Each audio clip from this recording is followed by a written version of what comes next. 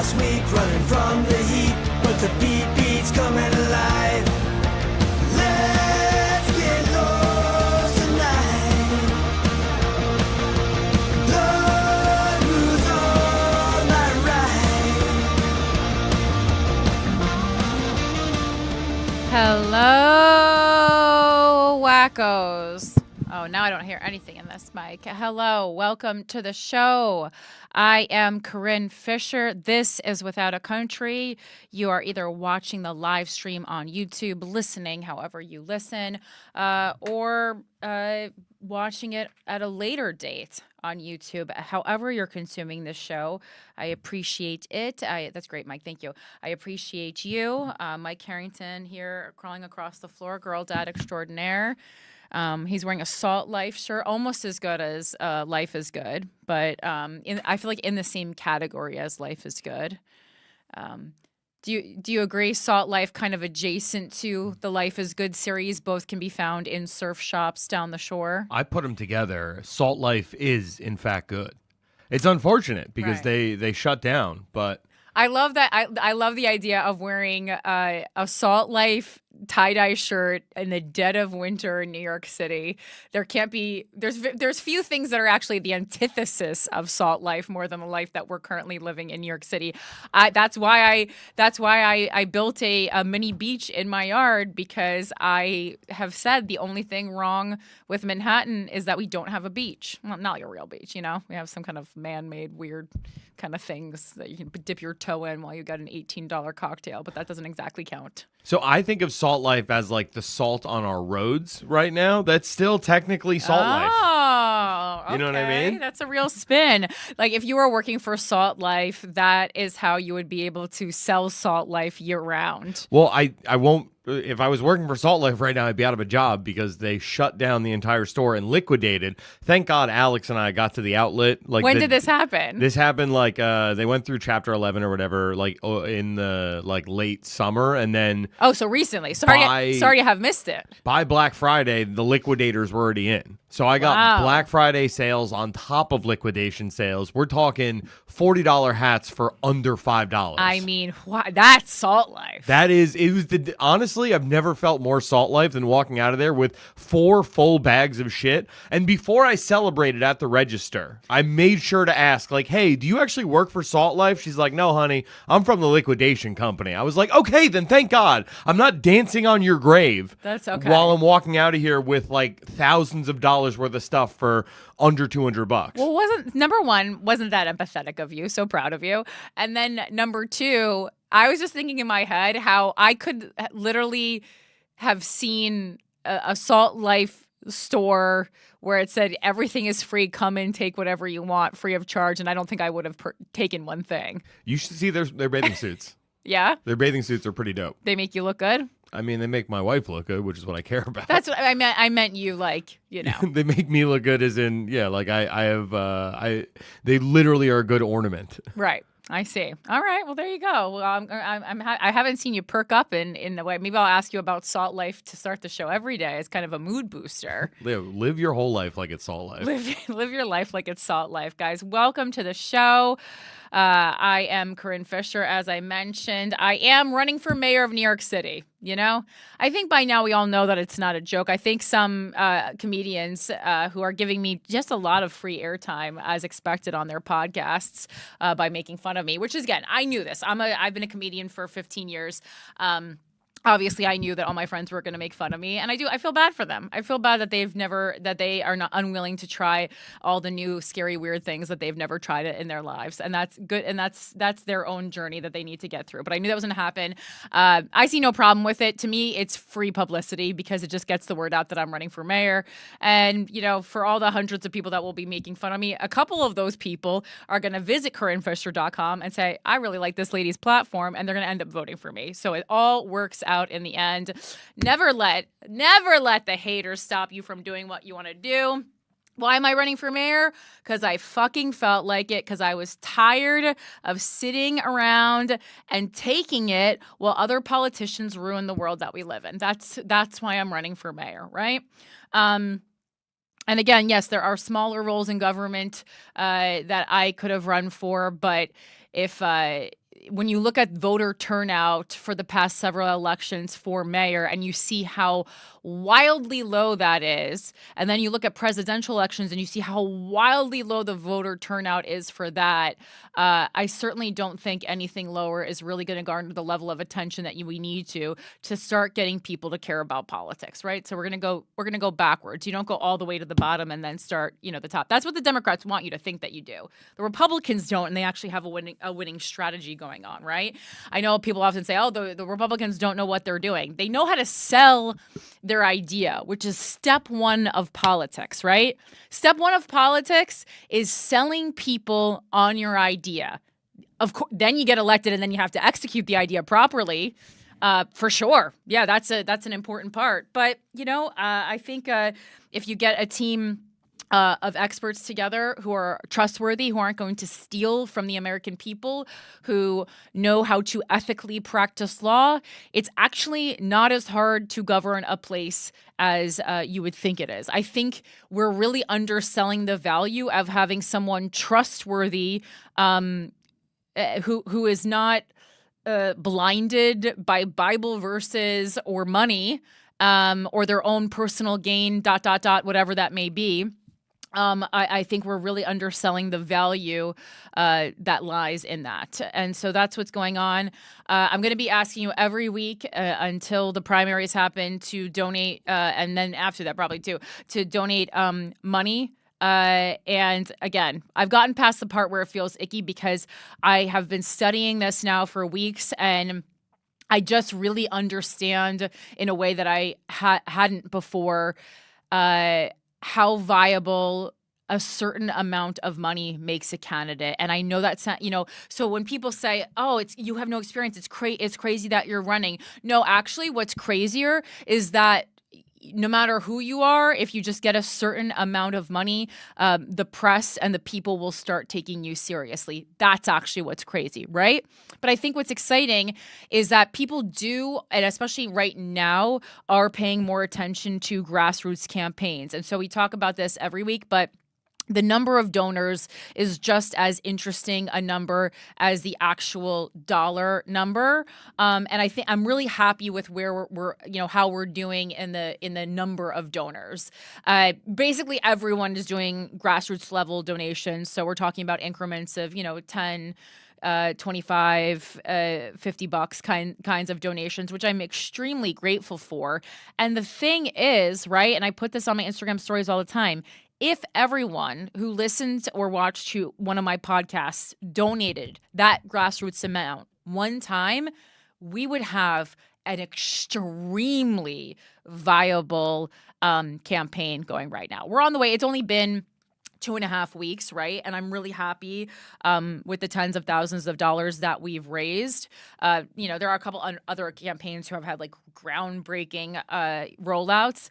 But this is not a competition between me and ultimately it's a competition between me and them, but that's not what it is. I'm judging my campaign off the personal goals that I set for myself that I thought were actually feasible. But what I will say, and I'm going to reiterate this and reiterate this and reiterate this, I'm more sure about this than I have been about, at any other point in time, is that we really do have the power as the voters and as people with the ability to donate freely to campaigns. We really hold so much power.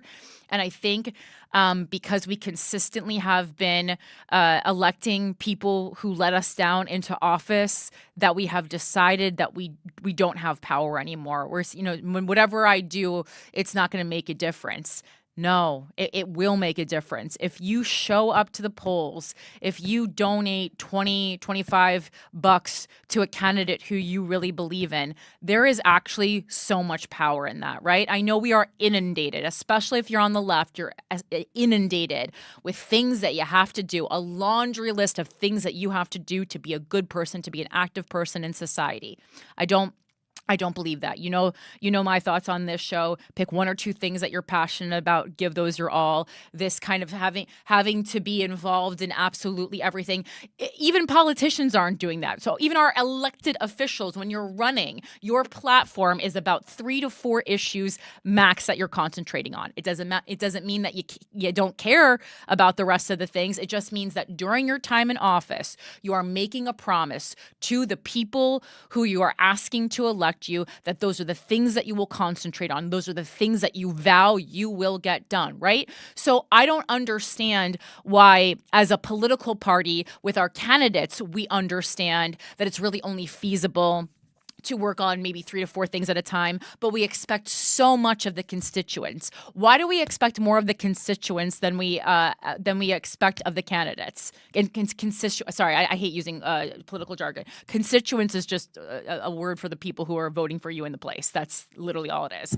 I've just heard it so much this 2.5 weeks that I'm starting using it, but that's all it is. You know me. I'm not using big words. I think it makes voting feel inaccessible to people. So that's what's going on right now. And again, I truly my Instagram numbers are better than anyone else who has announced themselves in this race, right? I have more Instagram followers by a lot than anyone else in this race, okay? So if all the people following me, and I know some people are snark following me, and that's fine, enjoy the ride. But if all those people following me donated $20-$25, we would have, and it's been, every time I talk about it, I think it gets people amped up, because like even if you don't like me, even if I pissed you off a lot, I think I really try to play it straight with you guys. And if I got into this race and I noticed, man, I think this is kind of wasted. I think there's shady stuff going on. I mean, there is that too. One thing I learned is that to make people's numbers appear bigger, right? So there's a maximum that you can donate leading up to the primary. And then if you move on from the primary for the general election period, you can donate that same max again, right? So right now the max is $2,100 because I'm participating in the New York City Matching Funds program. So the maximum singular donation a person can make to me is $2,100. What I learned this week is to make people's bank accounts look bigger, because that is such a measurement of viability in these political races. You are allowed to, and this should be illegal, but it's not, you are allowed to accept the full maximum donation for the duration of the election. So that means whether or not these people are moving on to the general election post-primary, they are allowed to, in theory, accept a donation of $4,200, double the max, the pre-primary and post-primary number. And although they are not allowed to spend that second portion, although they, are supposed to keep it kind of in a separate place in the bank account, they cannot spend it and will need to refund it if they don't move on past the primary. People get the donation so they can basically pull the wool over your eyes. I mean, it's not completely pulling the wool over your eyes, because they're saying this is how much people have donated towards me, but I think it's a bit shady. I think it's a little bit, it's like, okay, well, this isn't common knowledge. This is something that people only inside politics know. It is seemingly, if I'm just an outsider, as I am, entering the race and reading the information on the government websites, there's no way I would know that. I learned that from talking to people in the elite bubble that is politics, right? So if I had not been introduced into these rooms, brought into these rooms. And I'm going to say it straightforward. I'm getting brought into rooms that would have taken me much longer to get into had I not been a semi-well-known podcaster and comedian, right? So already it's this difficult for me to get in these doors. And again, I am still not a regular everyday person, but I'm much more of a regular everyday person than the other people competing, because they do not take kindly to outsiders in politics, which is what I'm learning. And that's a lot, again, coming from a comedian, because comedians aren't really that nice to outsiders either. All right, so getting into it. Again, if you want to donate, if you want to volunteer, petitioning starts next week. Petitioning is the only actual requirement for me to get on that ballot that you're going to be voting on June 24th. I mean, unless something crazy happens and there's a special election and Adams gets removed. This is a very chaotic election, historical, really. So, but all that I need to get on the ballot is it's like 3,700. They changed it recently. So it's like 3,700 and change signatures that I need from registered Democrats in New York City, just on a piece of paper. All you do is sign it. You write your name and that's it. And that's not an endorsement. That's not you voting for me. That's just you saying, I am a registered Democrat and I feel like Corinne Fisher should be able to run for office and appear on the ballot. And if people want to vote for her, they can. And that is the only actual thing that I need to gain access to the ballot. And so that starts on February 25th. We'll be all over the city in all the boroughs. Maybe not Staten Island. We'll see how the budget is. But all the other boroughs acquiring signatures. And so please show up. We'll make it as easy as possible for you. But if you want to volunteer and help me get those signatures, sign up to volunteer at CorinneFisher.com. And again, if just ever, and I know if you've already donated, don't worry about it. Maybe if you can make it like a monthly thing, again, that's asking more of you because everyone's not stepping up. But if it is all possible, if it is all possible, if everyone listening donated a small amount of money, we would have such power. And what a story, right? How long on this podcast have we been talking about what can you do? How can we run for local offices? How can we run in municipal elections? Do people really hold the power? Well, I mean, however far I get in this election, I'm the face of it, but we did it as a team, right? Couldn't have done it without you guys. So isn't that kind of cool? So if you donate $20, you get to say, man, I was a part of this really crazy, weird thing that happened in New York City history where it was one of the wildest mayoral elections of all time. And I was a part of it because I donated or I volunteered or I, if I'm an international person, I told my friend in New York City, hey, there's this chick running for office and maybe she could be onto something, right? I'm crazy. Yeah, maybe I'm crazy. But what's also crazy is sitting around and accepting the same shitty politicians over and over again. Is that not just as crazy? I think it is. Yes, Michael. On that note, we have a caller on the line. Somebody who worked with the mayor's office for many years and in city admin, and she likes your chances. Okay, wait, sorry, I had to fix. So she worked at the mayor's office under who? Can we? I mean, you're gonna have to ask her that question. She said, "I want to talk to you about your mayoral run. I work very closely with the mayor's office and had a comment about her running. Worked as a city admin for 7 years and also in Congress." Alex from New Jersey. Oh, Can you hear Jersey. Me? Boy Alex, girl Alex. Girl Alex, Woman Alex, sorry. Woman Alex, yes. My favorite Alex. Yeah, I know that is your fiance's name. Hello, Alex. Hi, Corinne. This is Alex from West Orange again. I called in a few months ago. I don't know if you remember me. Hello. I mean, I remember that someone from West Orange called in, so I guess you're the West Orange Alex. I'm the West Orange Alex. You own that area. Hello. What a wild ride. Yeah, which mayor did you work for? I didn't work within City Hall, but I worked under the de Blasio administration. I worked for New York City Public Schools right next door at Tweed Courthouse. Oh, wow. Excellent.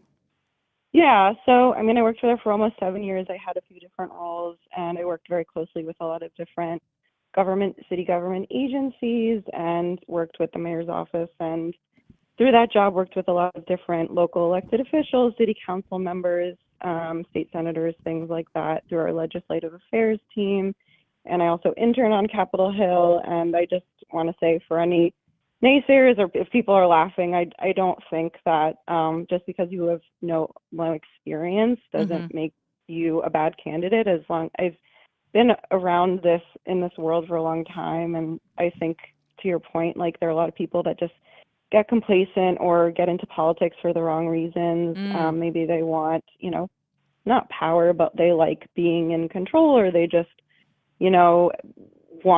are following that path. Maybe they were a lawyer and are kind of in that trajectory. But similarly, a friend of mine is running for Congress, and that's the very first, elected office he's ever run for. He's 35 years old, and I just want to say, like, I think you have as good of a chance as anyone else, and I think that it seems like you're doing all the right things. So yeah, I'm trying to do a mix between, like, I have, some wonderful people who come from the world of politics who have listened to the show and have donated a lot of time and energy because they believe in me, which is exciting. So I'm kind of doing the traditional things, but then also just trying to do things my way. I have a monologue prepared because I really did want to report back to everybody. So if someone was kind of like sitting at home thinking like, oh man, like I don't even know where to start, like neither did I. I didn't know where to start. I literally went to nyc.gov and just clicked the things. Like, there really is on the website, you really can go, how do I run for mayor? And it explains how to do that. It's not like I had some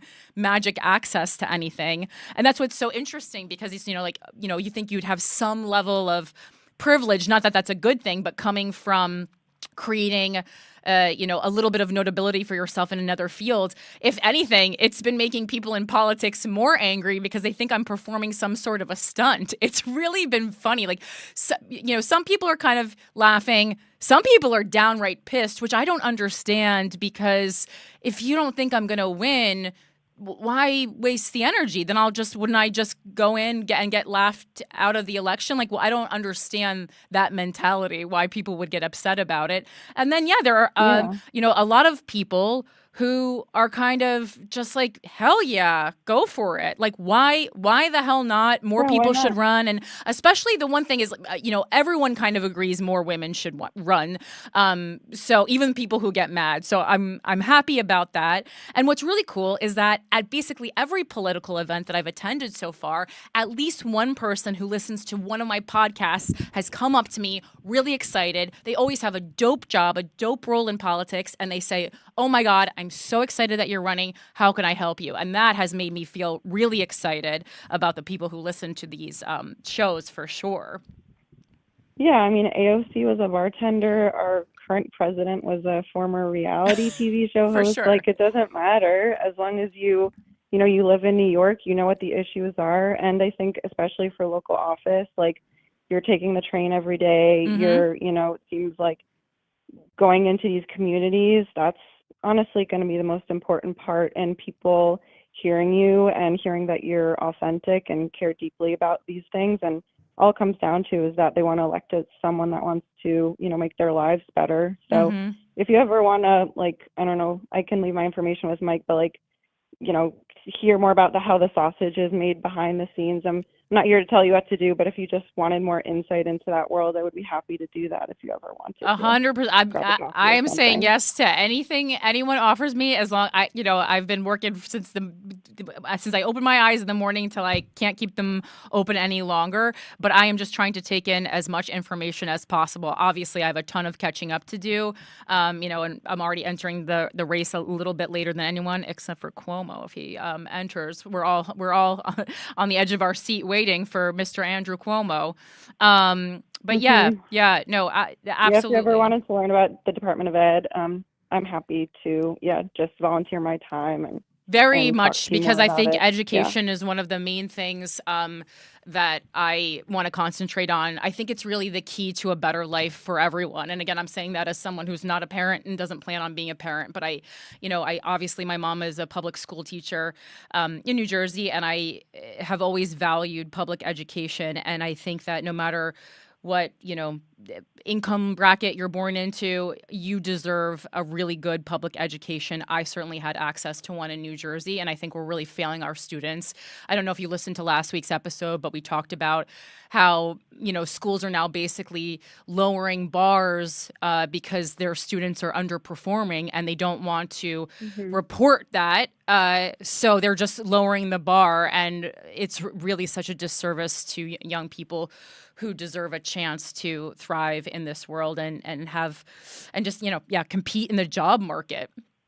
But and New York City public schools, that's mayoral run. It's not like a New Jersey town that's a school board. So you would have full control over that. I mean, not, it's not. It's still, there's still checks and balances within the city, but it's not run by a school board. But I can leave my information with him if you want to do that. But good luck, and I believe in you. I live in New Jersey now too, as you know, but I grew up in New York City. I went to public schools and in New York City, and totally agree. And I can't vote in New York City, but I will volunteer my time and I'll donate to your campaign. So. Thank you. Thank you. I appreciate Yeah. that. That call Mhm. means a lot because, Yeah. these haters going to hate. It's all good though. Thank Yeah, you. that's I that's just insecurity on their behalf. Yeah, So don't worry about it.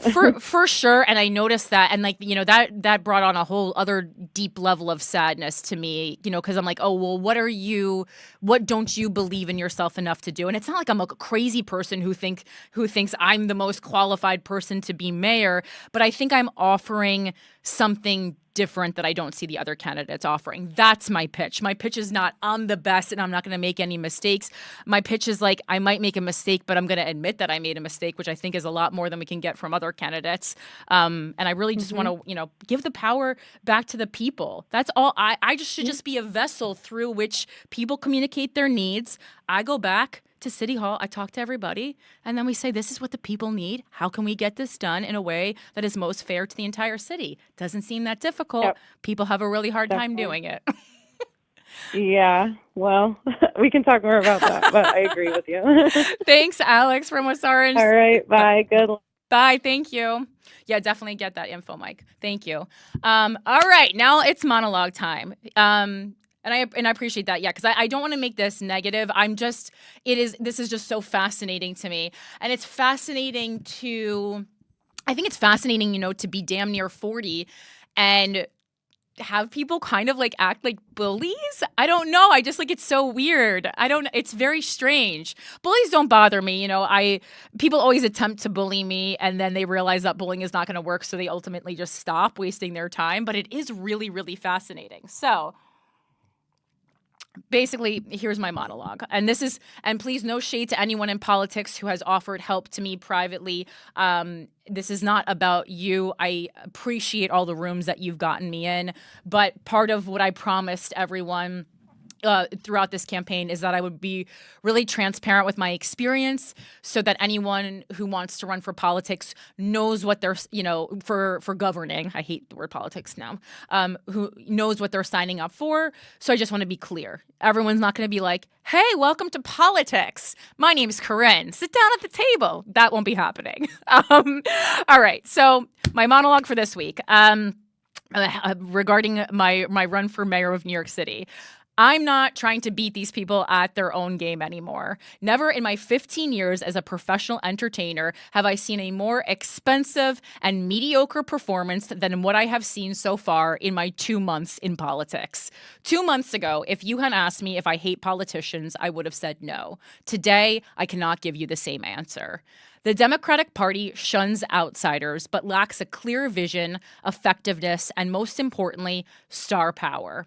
A must when you're trying to sell someone on your ideals. They require that everyone pay their dues the same exact way by climbing up the same exact ladder. No wonder we cannot tell one politician from another most times. And we all feed into it because we've been trained to. We look to see if politicians have endorsements from other politicians and special interest groups. Gee, I wonder how those came about. Favors discussed with the public far out of earshot? I know we say to not meet your heroes, and whether or not that's true, I'm not sure. But what I do know is that you should meet your politicians. Decide for yourself if they have your best interests in mind, not via a resume, but through a human-to-human interaction. Easily, my favorite part of this experience so far has been talking to New Yorkers. Easily, my least favorite part has been talking to politicians. Say what you want about Republicans, but they understand a little bit better that all good leaders don't come from the same background. They're not all from the world of law, politics, or finance. We complain as citizens nonstop about capitalism, yet one of the only types of non-traditional candidates we accept are investors or hedge fund managers. Ronald Reagan was an actor, then president of the Screen Actors Guild for 2 terms, then president of the entire country. And one we talk about to this day because he was able to sell the message of the party, whether or not you agree with that message.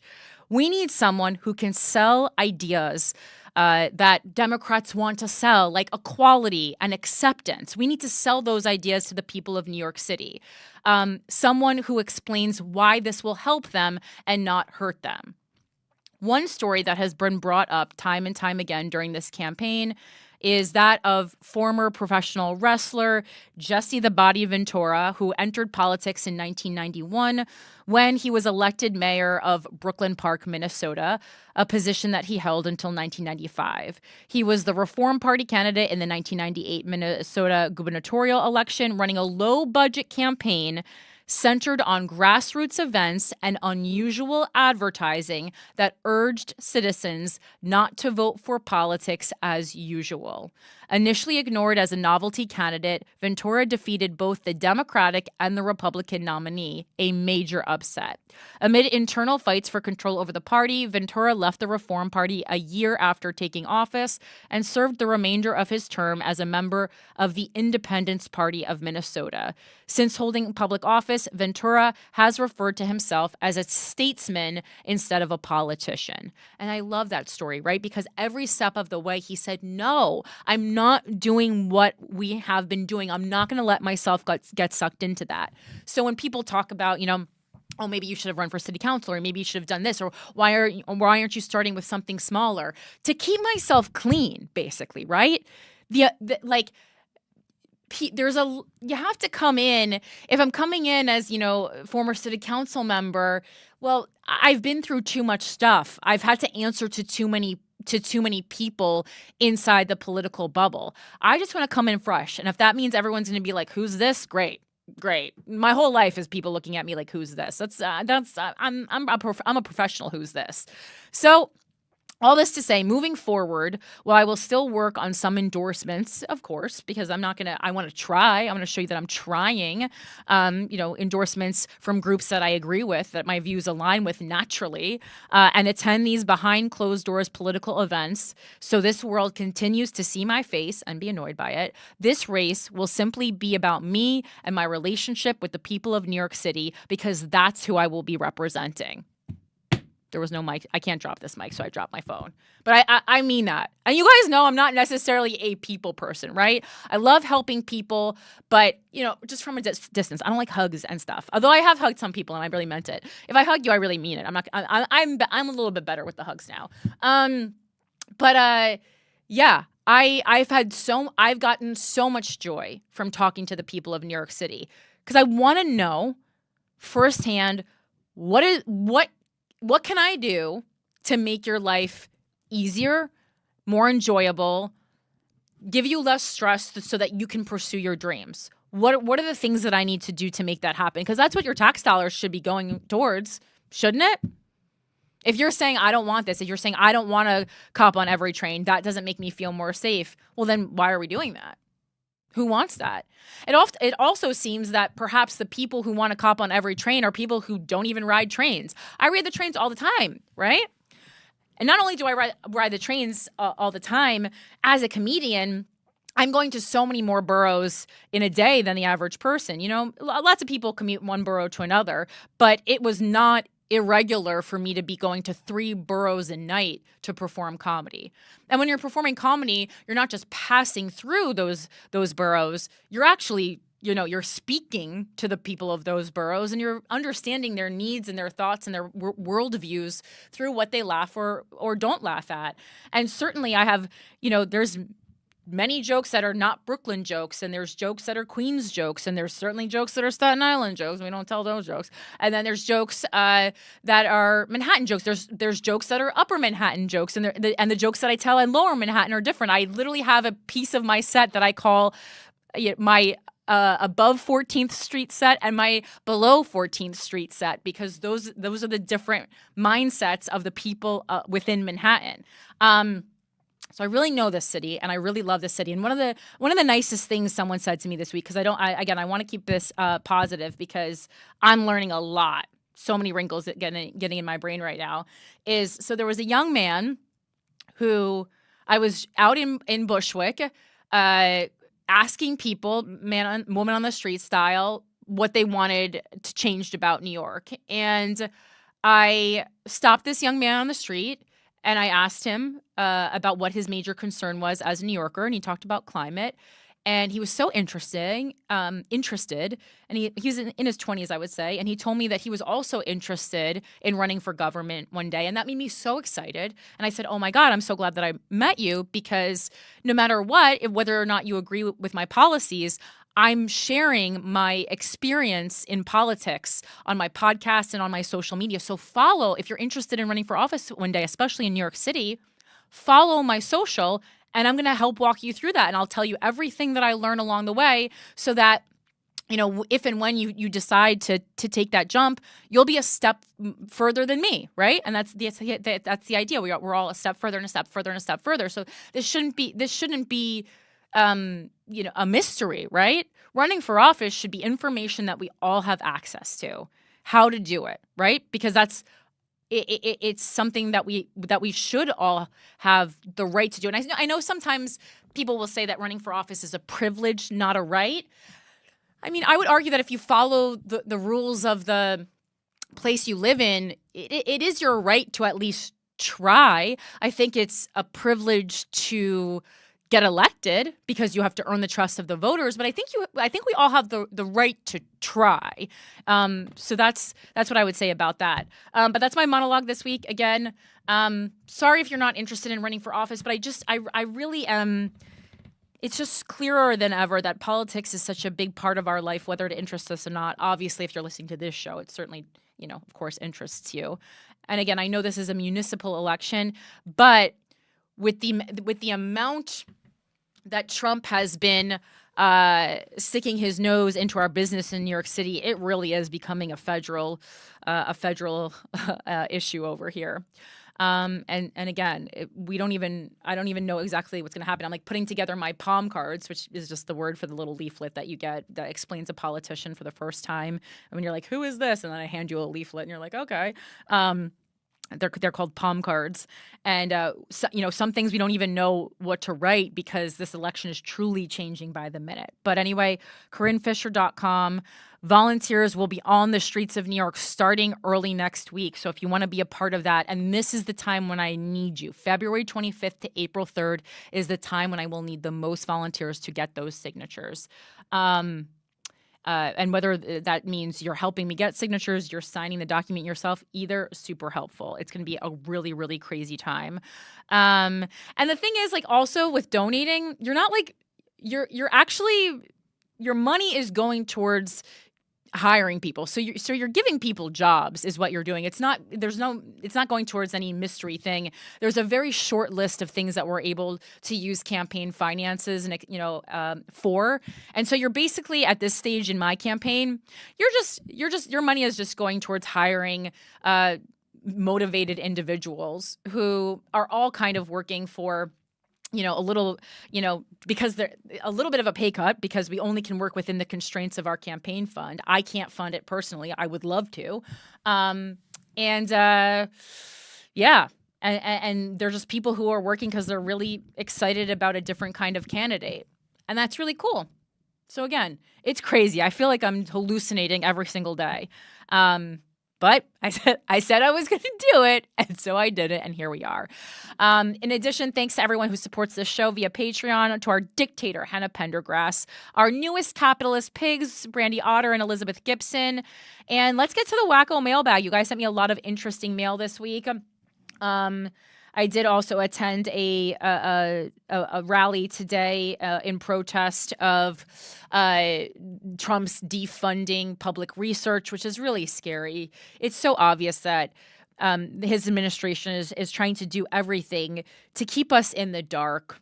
And I think nothing really angers me more than trying to take knowledge away from people. I would rather be punched in the face, and I'm sure I will be one day soon. I would rather be punched in the face than have someone try to limit my access to knowledge. That is the one thing that we got going on here in America. We have so much law that enables us to access information, and I do think that we take it for granted. So don't take that. Don't take that for granted. don't take that for granted. This first letter says, "Hi, Corinne and Mike," and this is from Katie. I think I can say this. So this is from the Wacko mailbag. "Hi, Corinne and Mike. This is something that seems right up without a country's alley. Right-wing representative introducing extreme voter ID law. I did see this. I'm glad you sent this to me. I'm glad you're upset about this. We're going to read about it. Under the SAVE Act, those registering or re-registering to vote must provide proof of citizenship, such as a passport or tribal or military card that shows a U.S. birthplace. The bill would most affect voters of color, married women who change their last names, and younger and elderly voters, the center says. The SAVE Act does not include proof of name change or a marriage certificate as acceptable proof of identity. So effectively, the only valid document for women who have changed their name when getting married would be a passport. I'm seeing posts recommending women apply for a passport now because of the backlog would disenfranchise thousands and thousands of people. I think it's a good idea to always have again, if you're fiscally able, to always have a passport. You just never know. Again, it's kind of like a prenup, right? Even if you don't have money now, why sell yourself short, right? You never know when someone's going to say, "Hey, I have this opportunity for you in France." Like, I know it sounds crazy, but you just really never know. So just, I feel like you should always have a passport that is valid. This article is from the Dallas Morning News. A Texas Republican SAVE Act is drawing alarm. What is it? U.S. Representative Chip Roy says the bill is needed to prevent non-citizens from voting. A Texas Republican's bill requiring voters to provide proof of citizenship when they register to vote is sparking alarm among civil rights organizations. The Safeguard American Voter Eligibility Act seeks to prevent non-citizens from voting, which is illegal and exceptionally rare. U.S. Representative Chip Roy, Republican from Austin, who introduced the House bill, said in a statement that many undocumented immigrants have been given the opportunity to register to vote in federal elections, but he did not provide evidence. My favorite part of the article. American elections belong to American citizens, and the public's confidence in those elections is the cornerstone of our republic, Roy said. The bill has drawn ire from voting and civil rights groups who worry millions of people, including married women who have changed their last names, could be excluded from voting. In an email Friday to the Dallas Morning News, Roy called the backlash against the bill absurd armchair speculation. Under the SAVE Act, those registering, okay, so we kind of went all over this in the email. It's unclear whether other forms of identification, including a real ID, would work alone. You've probably, if you've been to an airport recently, read about real ID. We're all going to need one to travel on air via air soon. Although, God, I got to go to a wedding next month, and I am truly scared to fly. Yes, Michael. What? I'll talk to you after the show. About what, flying? No, about how many weddings you have to go to next month. Okay, weird. Opponents of the legislation say, I see what you're saying. Thanks for the invite. Who invites someone to their wedding? Is it in New York, though? I mean, if it was happening, it would definitely be a secret, so you probably shouldn't have said it on air. yeah. You're fun. Opponents of the legislation say they would not meet the requirements laid out in the bill because they do not list a birthplace. Identification must be presented in person, essentially eliminating mail, online registration, and voter registration drives. Which is crazy. Everything, you should be able to do things online now. We're in an online world. Oh my God, so sloppy, so messy. An estimated 21.3 million people do not have ready access to proof of citizenship, such as a birth certificate, according to the nonpartisan Brennan Center for Justice. The bill would, and we know who it would affect the most. Okay, so I think we mostly get it. That's that. Thank you so much for sending that in. Oh my God. I think this reminds me of a clip I saw of Dulce Sloan previously from The Daily Show, where she was kind of saying, like, once you're an adult, who the hell has their birth certificate? Who the hell knows where their birth certificate is? I feel like my mother gave me my birth certificate and was like, you should have this now because you're an adult. And do I know where it is? No. I did find my Social Security card finally. That was missing for quite some time. And then I found it in like this bag that I took when I went on Birthright Israel, which was, a good 10 plus years ago. So it was nice to have that back. But I got through all this time without it. All right, so that's from Katie. This is an email from Hillary about how the Army is basically bringing back the old racist saying blacks need not apply. And this is what she writes. She says that the Army is outright saying blacks need not apply. That's blatant racism, no sugarcoating it. This isn't just about reducing enlistment numbers. It's about reshaping the military's demographic makeup. By starting with engineers, they're laying the groundwork for something bigger. If they systematically push black people and other minorities out, it makes it easier. And this is the most important part of her email. It makes it easier to weaponize the military against them without internal pushback. I think this is a great point. History has shown how dangerous it is when an institution like the military is stripped of diversity. It leads to a force that follows orders without questioning those who those orders are targeting. Again, I think we've compared so many people to Hitler over the years that's kind of lost meaning, but this is true Nazi regime behavior. This isn't just about job qualifications or quotas. It's about power, control, and ensuring that when the time comes, the military is structured to serve certain interests without resistance. The question is, what's next? And there's an article from military.com and also the Washington Post. We don't really read from military.com a lot, so let me read the article from here. Military drops recruiting efforts at prestigious Black Engineering Awards event. The Army and other service branches are abandoning recruiting efforts at a prestigious Black engineering event this week, turning down access to a key pool of highly qualified potential applicants amid President Donald Trump's purge of diversity initiatives in the military. Donald Trump certainly doesn't want super smart people of color in the Army. Of course he doesn't. Why would he want that? Why would he want that? He doesn't want smart people at all, to exist, really. Until this week, Army Recruiting Command had a long-standing public partnership with the Black Engineer of the Year Awards, or BEA, an annual conference that draws students, academics, and professionals in science, technology, engineering, and math, also known as STEM.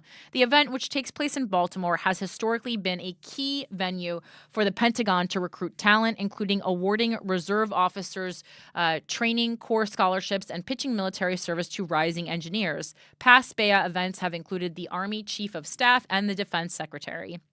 This is one of the most talent-dense events we do, one Army recruiter told military.com, on the condition that their name not be used. Our footprint there has always been significant. We need talent.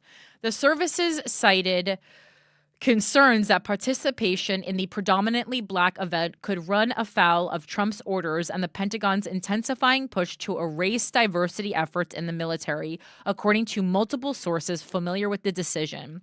Defense Secretary Pete Hegseth on January 31st ordered that Black History Month, Women's History Month, and others were officially dead and that the military would no longer mark them. In compliance with Department of Defense and Headquarters Department of the Army guidance, U.S. Army Recruiting Command will not participate in the upcoming BEA event, Madison Bonzo, a service spokesperson, said in a statement to military.com. Service members and civilians are permitted to attend this event in an unofficial, personal capacity if they choose to do so. Officials for BEA did not return a request for comment. The Navy, Air Force, and Space Force are also pulling out of the event and forbidding officials from attending in an official capacity or in uniform. It was unclear Monday whether the Marines were still participating. Additional recruiting events tied to specific racial or gender groups are also likely to be scrapped, two defense officials told military.com. That includes other conferences and career fairs with thousands of participants. The decision to abandon the Black engineering event marks a significant shift in military recruiting strategy and sparked calls of discrimination. It's fucking racist, one active duty general told military.com on the condition of anonymity to avoid retaliation. I like it. I like the simplicity and how succinct it was. It's fucking racist. Great. I love it. I understand what you're saying, and I agree with you, good sir or ma'am. For the Army now, it's blacks need not apply, and it breaks my heart. While the services are pulling out of BEA, a well-established pipeline for high-caliber STEM talent, they remain engaged with other events. Last week, the same Army recruiting unit that would have attended BEA instead participated in a National Rifle Association-sponsored event in Harrisburg, Pennsylvania, a predominantly white gathering that recruiters acknowledge is less likely to yield high-quality applicants. Yeah, I would think so. The BEA conference has long been intertwined with the Pentagon and the defense industry amid an ongoing competition with Silicon Valley for top-shelf talent as military jobs become increasingly technical. We're already behind for a first world country. We're already so behind in how we're testing, in technology. We're just... Oh, boy. It regularly features panels with senior military leaders and hosts various recruiting initiatives. Top sponsors include Lockheed Martin and Google. The U.S. military is one of the largest STEM employers in the nation, yet its critical role in driving technological innovation often goes overlooked and misunderstood by the civilian sector, a note on BEA's website says. BEA works to bridge this gap by highlighting the vast STEM opportunities available within the armed forces and showcasing military leadership in science, technology, engineering, and mathematics. America's failing in all those areas, too, by the way. We're too busy influencing. Beyond being a recruiting event, the services also had a significant relationship with BEA that included its own award ceremonies. In 2023, General Randy George, the top officer in the Army, awarded now retired Major General Robert Edmondson II the Stars and Stripes General Officer of the Year Award, a prestigious accolade for achievements in national security. Let's see. All right. I think I'm trying to get to a lot of stories today, so I think maybe this one last sentence will do. The number of Black recruits in the Army, the largest military service by far, has risen over the years. In 2022, Black applicants made up 24% of the Army's new enlistments, according to internal data reviewed by military.com, while Black Americans are just 14% of the general population. Much of the Pentagon's recruiting woes have been tied to a shrinking pool of quality applicants who increasingly struggle to meet academic standards on the military's SAT-style entrance exam, right? And this goes right back to the Free Press article that we read last week, which I believe was the Patreon article. But if you're not on the Patreon, it was just talking about how, and I talked about it with Alex earlier on the phone, but it's just about how students are performing so poorly on standardized tests and in general, that schools are now lowering the bar so that the reports they're submitting, at the end of the school year, at the end of the whatever semester, aren't so embarrassing. So when we're reading the statistics of how students are performing, it appears things are actually getting better. But in reality, they're only appearing to get better because we lowered the bar because students were underperforming so badly. In short, we're getting dumber and we're hiding it. They're hiding it from you, right? They're hiding it from even the parents, Some of the parents aren't even aware that they're lowering the bars for their own children, right? The Navy and Army, the largest services with the highest recruiting quotas, have started pre-basic training prep courses that tutor applicants to perform well enough on the test to qualify for a job and move on to basic training. Those prep courses have effectively ended the recruiting slump that has plagued the Pentagon since the COVID-19 pandemic. All right, so that's that. That's from Hillary. And then I have one additional email. And this is from Tegan. And I also have to give you an enemy of the state. The enemy of the state, guys, this is a little bit feel-good, grade schooly, but the enemy of the state this week is naysayers, okay? I'm not saying show up for something if you have no idea what you're doing. I'm not saying demand opportunity in a space that you have done no work in. But if you feel that you've really immersed yourself in a world, I've spent 5 years on this show, 6 maybe a while. I spent years on this show. I made a promise to myself that I was going to really really immerse myself in politics, really learn about what's going on in the country and in the world, and pay attention to what politicians are doing, and pay attention to decisions people are making, and pay attention to what people are responding to. And then I said, you know what? I'm going to try this for myself. So if there's something that you've been wanting to do, and not just like you saw one Instagram clip about it and you're like, I should have the right to do this, but something that you've been, really like thinking like, I think I can. I think I have a place in this world or in this thing or whatever this thing that you want to do. Just do it, right? And you don't really need any more of a reason to do something than that you fucking want to do it. As long as it doesn't hurt anybody else, right? What's the difference? Go for that thing. People are gonna make fun of you. Yeah, they're gonna make fun of you. If you're as old as I am, if you're 39 and other 39-year-olds are making fun of you, that's on them, not you. That's sad. That's sad. So, enemy of the state this week, naysayers. Enemy of the state. All right, this next email from Tegan. Hi, Corinne and Mike. There is a video. I feel like we shouldn't play it because we already got a strike last week. Mike, what are your thoughts? Not worth it. Right, not worth it. Okay, so basically, I'm gonna paint a picture for you. It's a lot of people in a. What are they like at a town hall meeting? What are they in? It's a town hall meeting. So it's a town hall meeting. Oh, I can pull some clips from this. That's acceptable. Okay, I'm just not going to play a full YouTube video. Yeah. It's just some little clips. And so this is the email, but we'll play the video to complement it.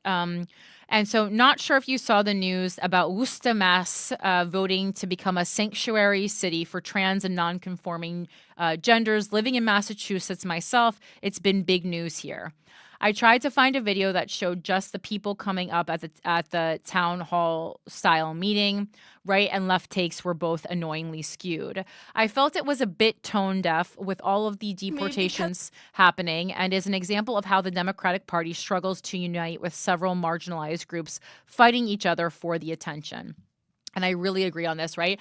I think my one big note is like, there are so many little groups who want their special thing done, and they think their special thing that they need done is the most important thing. And certainly, if it's like your life depends on it, if you're a trans person, if you're and your rights are being taken away, and if you're an undocumented immigrant and you're being deported or being kidnapped basically by ICE, like, is that that I'm guessing is going to be the most pressing thing.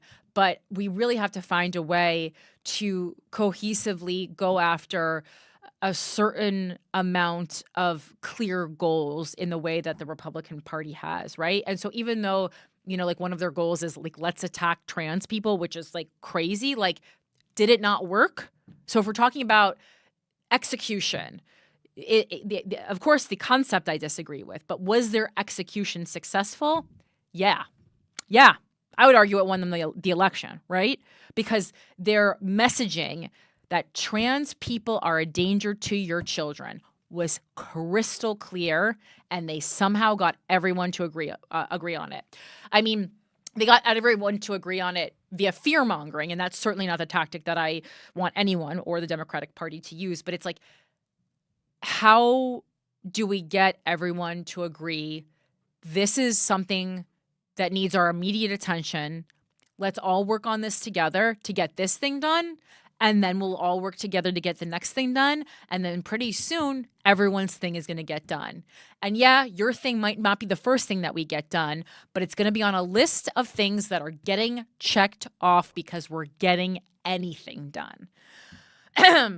I get that the LGBTQ community feels attacked with the new administration and by no means am I trying to minimize their efforts for equal treatment. I personally am of the opinion that being trans is the ultimate expression of freedom, and what is more American than that? That's a cool way to look at it. Although I would say my only note is that like being trans isn't an expression, right? Like dressing goth is an expression. I would say being trans is more like this is who you are. And this is just like who you are, right? Like me being straight cisgender woman isn't an expression. It's just like on the foundation level who I am, expression makes it seem like a little bit more of a choice, and I think that's why, perhaps people don't see it as pressing of an issue, but these things are happening now where trans people are going to have trouble getting in and out of the country because of their passports, because they're, if it's not the sex that you were biologically born as, you're not allowed to state that on your passport. People who have fully transitioned are fully passing as another sex at this point. I've watched a lot of their videos being like, there's no way I'm going to get in with this passport. It's going to be a huge issue. Interested to hear your thoughts on it, or if you've already came across this story. I didn't see this story because it was, so local to Massachusetts. Let's see. This really didn't come across your timeline at all? Mm-mm. We do not follow the same people. Yeah, I was like, I think we have way different timelines. Sometimes I follow, things that make fun of liberals just to see what's going on, X, but not as much. Sometimes things get so out of hand that I have to mute them on Instagram. But I do try to. I follow a lot of like wildly religious people. I find that interesting. Not that I agree or disagree, just very interesting. All right, so let's play some clips from this. I need the city to protect me because the federal government She's won't. fully in a clown And outfit if you're only listening to the audio vision. You should see how afraid of Trump version. I am. Can you wrap up, please? Yes, I can. So she's afraid You of say that Trump. You're afraid of Trump, and that's why you don't want the city to be a space. I safe understand space for that. trans I'm sorry, I don't people. want to use. You I don't know what her better prepare pronouns for are. If I don't know if their pronouns are she, her, or they, them. That being said, if you were to look at this person, right, appears to be cisgender, a woman, but she's now put on a clown outfit to speak at town hall, and kind of everyone that you see in this video is dressed in like some preposterous way, right? And like, God, I believe that you should be able to dress however you want, but you can't have two fights at once, right? So like, what is her argument there? If she's arguing truthfully for the safety of the LGBTQ community, which is a valid concern, and so she's fighting, she's there at town hall to fight that Worester should be a sanctuary city for trans people. Not the city I'd choose, but for a safe space for trans people. But okay, if that's what that person wants to do, why did you think that the best way to fight for trans rights was to show up in a clown costume? That's my follow-up question, right? Like, a clown is something like, even socially, a clown's literal job is to make us laugh. It is a role that we all recognize as humans on this planet as not being serious. So are you saying that you identify as a clown? And so on and so forth. And like, it just, everyone came and they were dressed in like ridiculous. Like, there is a certain type of outfit you want to wear if you want to be taken seriously. And again, I don't necessarily think it should be that way. But again, we can't have multiple fights at once. So we got to pick the fight that's the most important. So the fight that's most important right now, if you're saying, is to keep trans people safe. Okay, really legitimate. They've been under attack in a way that is completely ridiculous under the Trump administration. If you really care about trans people the way you say you do, why did you show up to City Hall in a clown outfit? It has to be because you want attention, right? And the person goes on to, I believe that person was the one who went on to say that they were on the spectrum. I know a lot of people on the spectrum from being in comedy. Their actual occupation is being a jokester. Not one has showed up in a clown outfit. So I don't think that's part of being on the spectrum, that you have to wear a clown outfit everywhere. Even me, I'm running for politics. Do I want to wear the outfits that I have to wear? I've been more covered up in the past 2.5 weeks than I have been since I was 16 years old, and it is stifling. But I understand that I can't dress like it's Lollapalooza 2016 if I want to be taken seriously, because you can't have two fights at once. And so the fight I'm fighting right now is that an everyday person should be able to run for a major political office. That's the fight I'm having right now. I mean, major in the municipality, not major in the big scheme of life. That's the fight I'm having right now. So I can't also in unison be having the fight and also politicians should be able to dress like they're going to Coachella. It's that because that's the lesser issue. Do I believe that they should? Yeah, sure. I love when you wear whatever the hell you want. Certainly like jeans and a t-shirt or something. A well-pressed t-shirt, but jeans and a t-shirt nonetheless. My feet hurt so bad at the caucus this weekend. At one point I just put Converse sneakers on because I was like, I can't do this anymore. But my top was still very professional. Anyway, thanks for sending that in. I think you and I, writer, I think we disagree.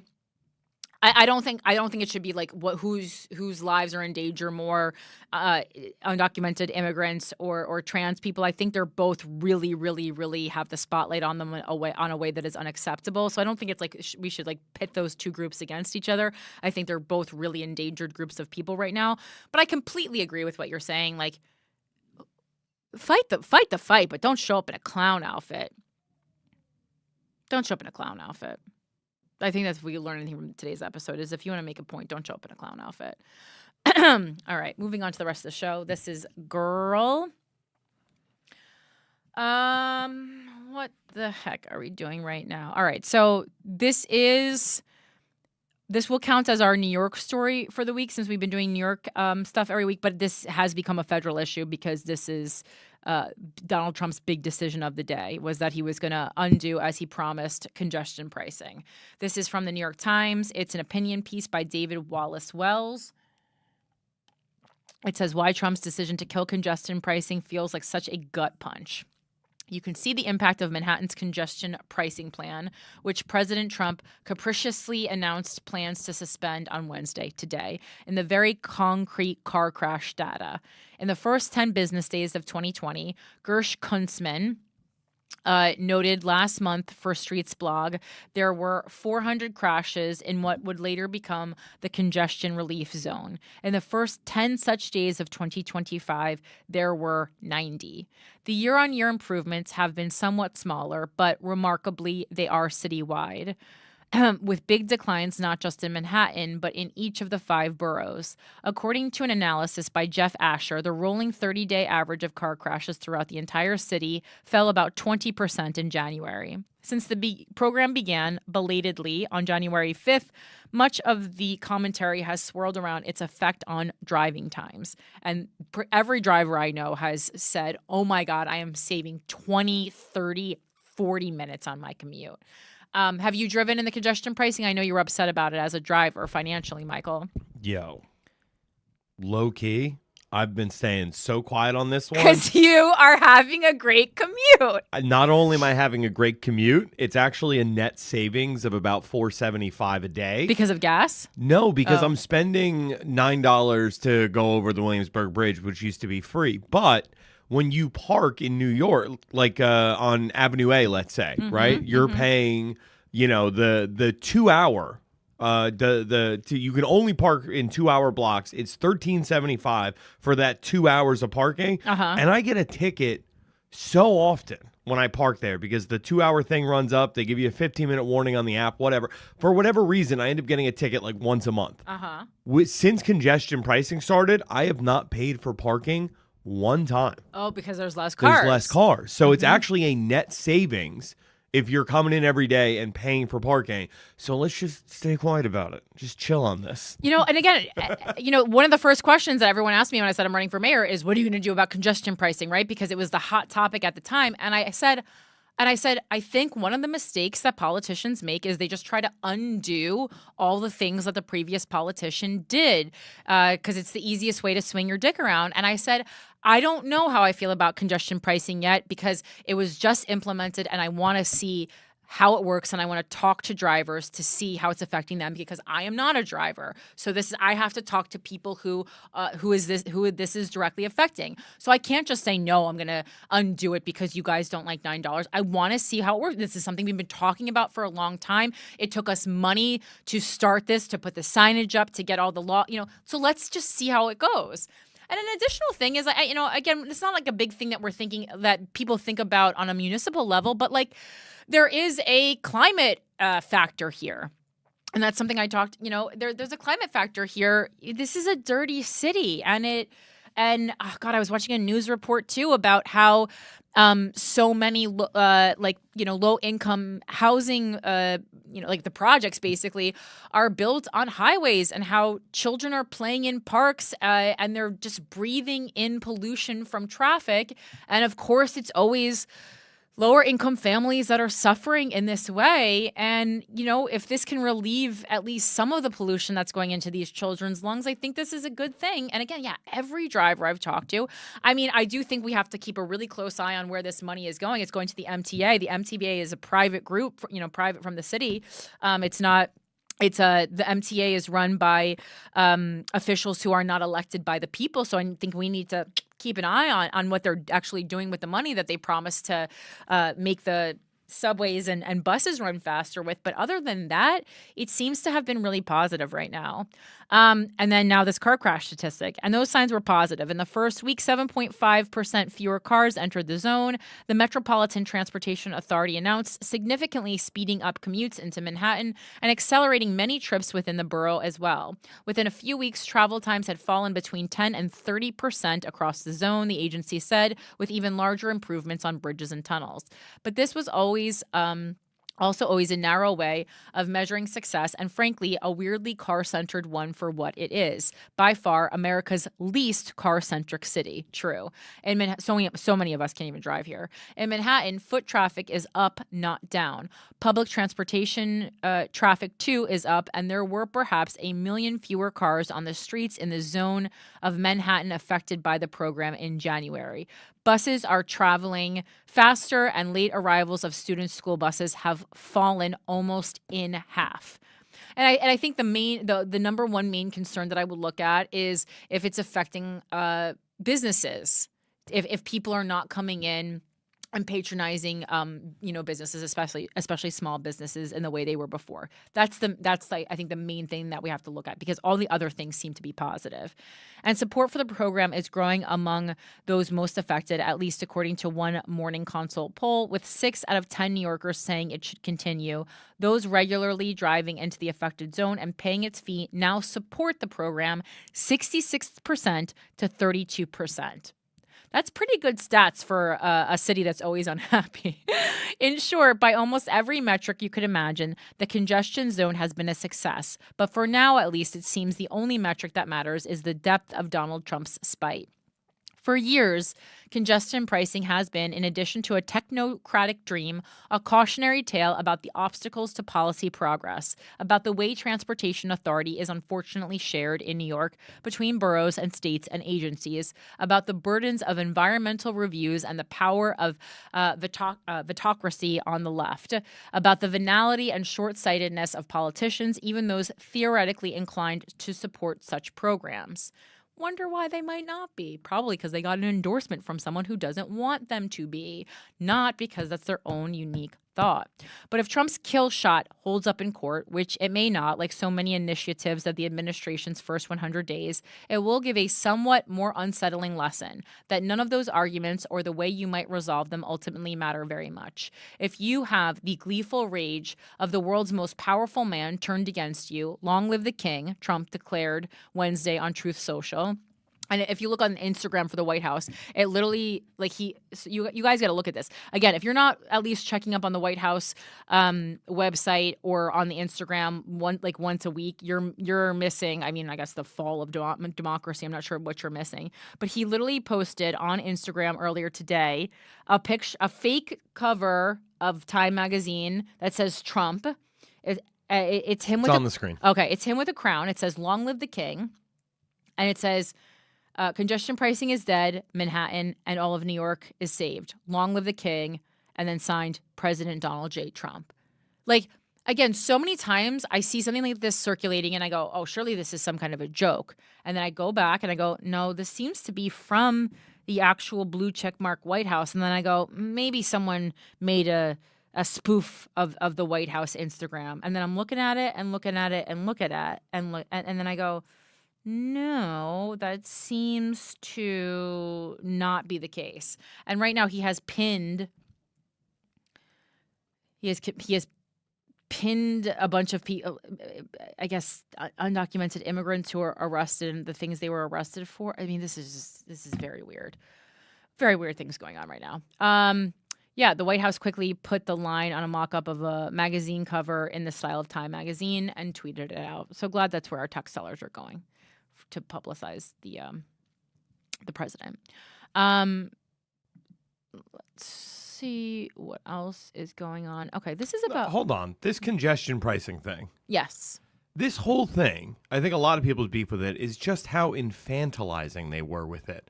We are going to, while an election was going on, we are going to pause things to review how this, might affect New Yorkers. This has nothing to do with the upcoming election in New York State. And then the day after the election, it finally went into practice. It's like, knock it off. Well, Stop treating me like a fucking child. I agree with that. And I think a lot of timing is, shady in politics. And again, it goes back to I have no doubt that a lot of people entered politics with the best of intentions. I really think they did. And then just very, very quickly, they realized I'm not going to be able to get ahead unless I play by the game. And so I'm playing by the game now. Not only that, that article talked about special interest groups who are opposed to congestion pricing. Mm-hmm. What about the fact that the entire incentivization for congestion pricing was paid for by Uber and Lyft? This is their bill. They put the money behind this. They put the lobbying behind it. They bought the politicians who put this thing through. Right? Yeah. So, go down the line. It helps me personally. I am for it personally. But this is still a miscarriage of justice, similar to the Brooklyn Bridge. What's your problem with the Brooklyn Bridge? I mean, it was put up by Tammany Hall, which was, is super corrupt. And, you go and look at all the things Tammany Hall did over the course of their run when they ran this city for, the better part of a century. And it's they're the reason we have Central Park. They're the reason we have the Brooklyn Bridge. But you also look at how much of that money was misappropriated, how much of that was, grafted and end up in these politicians' pockets. It's I'm watching this happen it's playing out in real time with the congestion relief thing, where this is something that's good for me, but I know inherently the motives behind it are evil. Right. And that actually makes me think of when I was at I'm at the caucus this weekend. It's just they call it just the caucus in the industry. But it's basically just, everyone from the Democratic Party in New York City getting together and being like, we're so great. I was, there was publicity boards all around inviting you to this conference over the weekend. Be like, welcome to the conference. And then they list all their sponsors, and it's Pfizer, Amazon, and you're like, the hell is going on here? What the hell is going on here, right? So we talk about separation of church and state. How about we also talk about separation of capitalism and state? I've been on the record that AOC, her whole blocking, Bezos coming to New York was 100% a handshake deal that took jobs away from New Yorkers and made it so that Bezos didn't have to pay New York state taxes, despite making it look like, hey, I want to do business in New York. You know what I mean? That shell game nonsense. It's possible. Again, I just don't know. Again, I've never met AOC personally, so I don't want to speak out of turn. I do worry about her.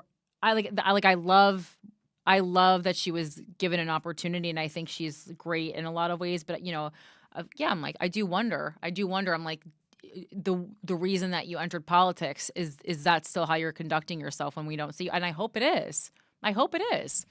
There has to be some people who are still doing what they signed up to do, right? The climate crisis coming because I think when we're talking about star quality and needing people who can really sell an idea that is positive to the Democratic Party, I think AOC has that, right? And we need that as long as she's staying true to the reason that she entered politics to begin with. Go and look at her war chest. Look at the amount of money. You've seen it now as a politician trying to raise funds. Look at the amount of money in her war chest for the garbage bullshit election that she goes into. But she's also people want to sit at the popular kids table. So AOC now in politics is a popular kid, and people want to be a part of that.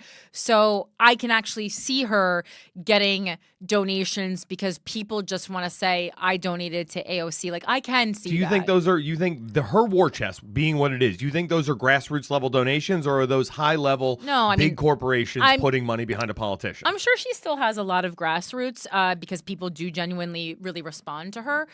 But yeah, I'm sure any big donations that aren't just from like someone you have who's a friend who happens to be rich has to be because you either made some kind of a deal with someone or exchanged something, right? And there are ways that are ethical to exchange. If you're saying, like, if you're just saying, I'll highlight this issue for you because I already believe in it. It's already part of the platform that I believe in.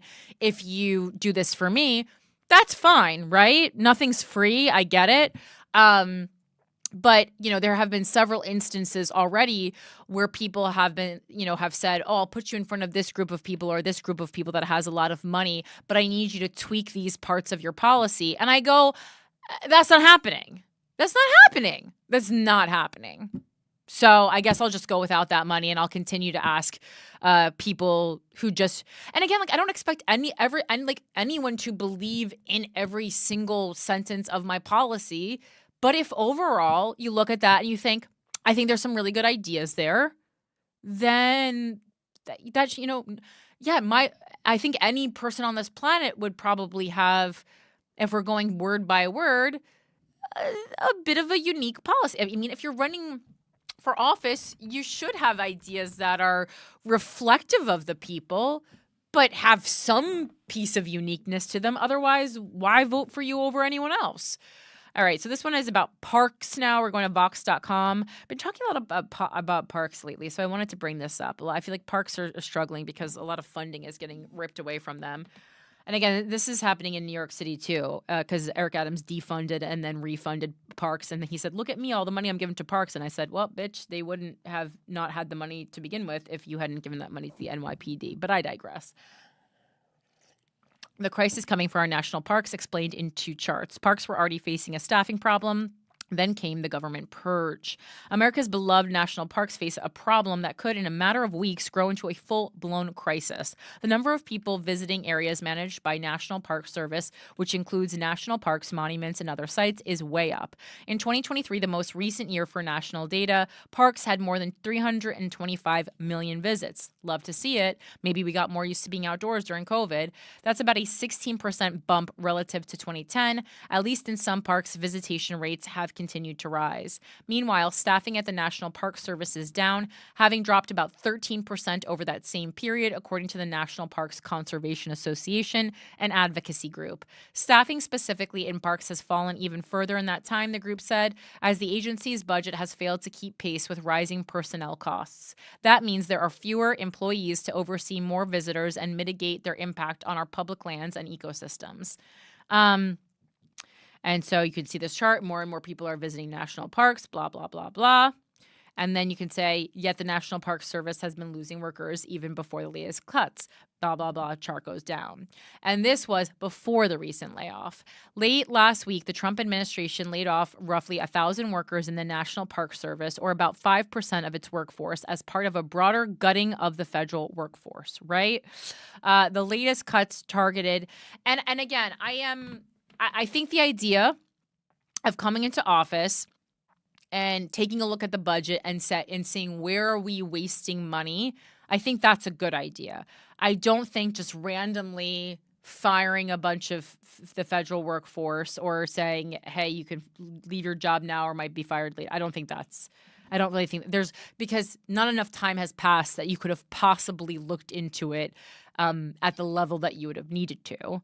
The latest cuts targeted, so again, like I would say, I like the idea in theory, I don't like the execution. The latest cuts targeted employees who were still in a probationary period, often meaning they were recently hired or had just moved into a new role.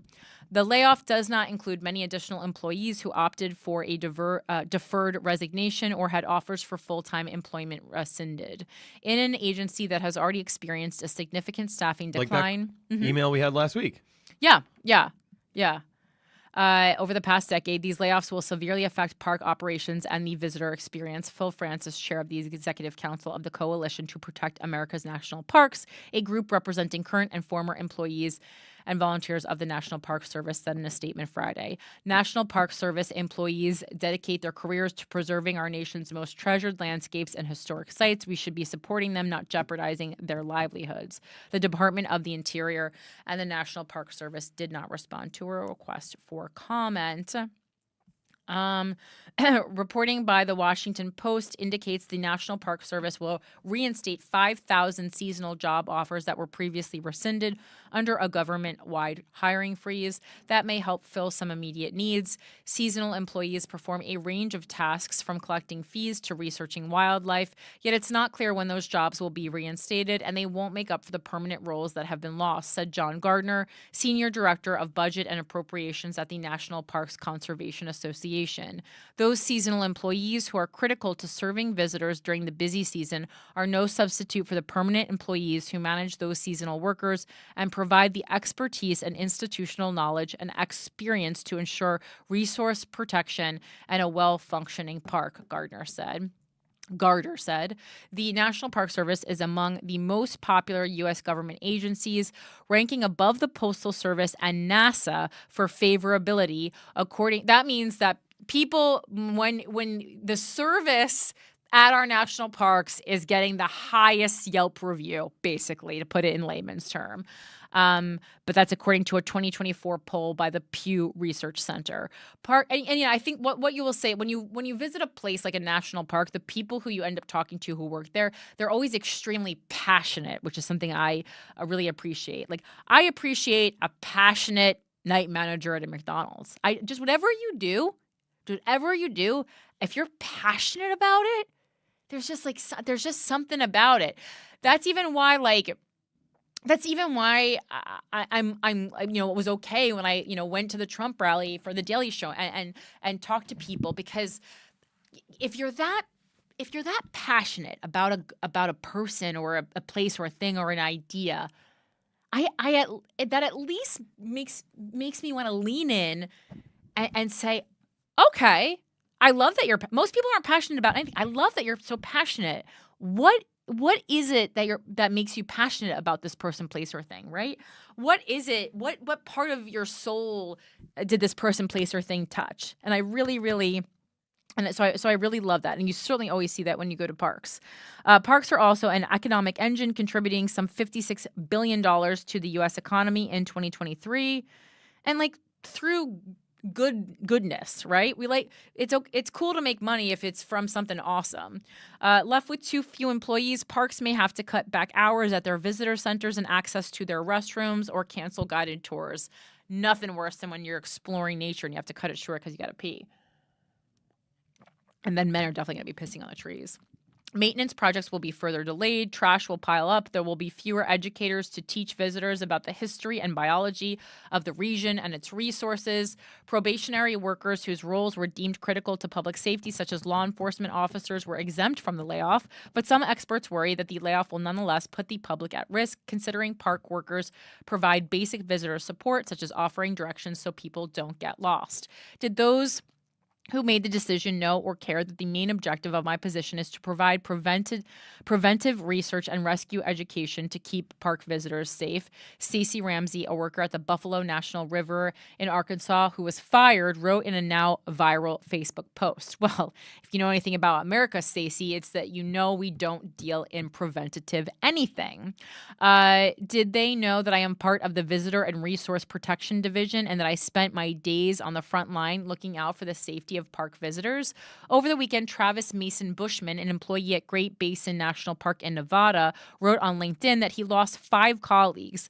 Those are people who led tours, clean toilets, answer phones, design signs, and support search and rescue operations, he said in the post.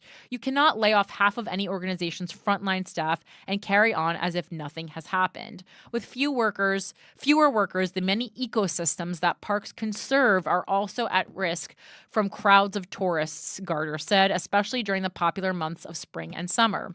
These include the wet forests of Great Smoky Mountains National Park and the river and stunning views of Zion. A key part of the job of Park Service employees is to protect these resources, such as by ensuring visitors don't litter or go off the trails.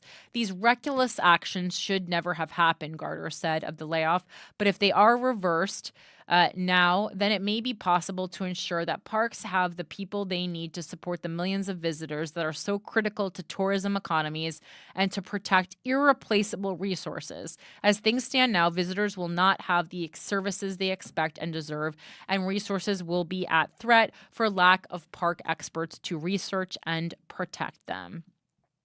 And also, I mean, I just think in general, if we're talking about listening to the people, and if there's 3 areas that we're really happy with, national parks, postal service, NASA. And we are always, and those are 3 places that we always hear about cuts from. The postal service, we're always cutting the postal service.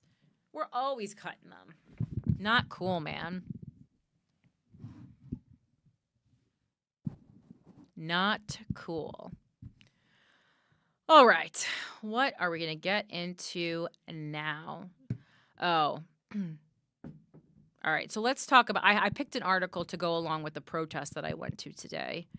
And again, like, I don't want these shows to be an attack on Trump. And I think, but the thing is, it's like just the whole, and I went to Breitbart and I went to InfoWars and I went to Fox News. Like, when Trump is president, just every article is about Trump. And like, you know, a lot of them aren't good, and then the ones on Fox are just basically like, yo, he owned him. Like, that's kind of like just to summarize every article on Fox right now. And like, that's not really an informative article if the tone of the article is, yo, he owned them, you know?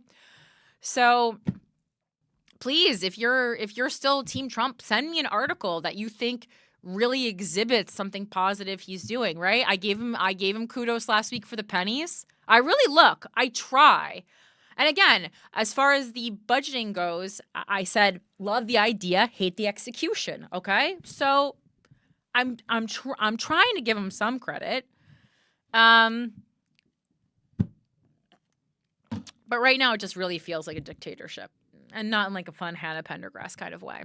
All right, let's get into this. So there's 2 articles. One is actually from the Democrats-appropriations.house.gov official government site.